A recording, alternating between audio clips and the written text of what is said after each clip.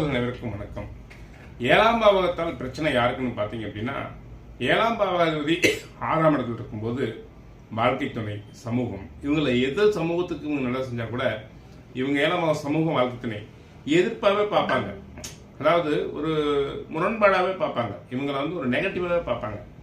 7ஆம் பாவாதி 8ஆம் பாவத்தில் இருக்கும்போது என்ன கேட்டீங்கன்னா, 7ஆம் பாவத்துக்கு தனபாவகம். அப்போ இவங்களால சமூகம் எல்லா பயனும் அடைஞ்சிடும், எல்லாம் பயன்படுத்திக்குவாங்க. 7ஆம் பாவாதி 8ல் இருக்கும்போது இவங்களை பயன்படுத்திக்குவாங்க. ஆனால் சமூகத்தால் இவங்களுக்கு எந்த ஒரு பிரயோஜனமும் இருக்காது.